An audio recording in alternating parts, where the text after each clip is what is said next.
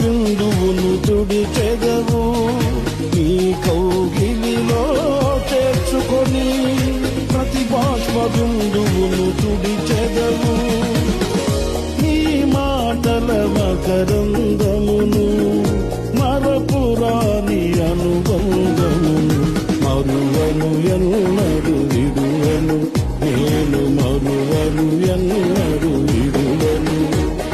సియోనులో నుండి నీవు ప్రకాశించుచున్నావు నాపై, సియోనులో నుండి నీవు ప్రకాశించుచున్నావు నాపై.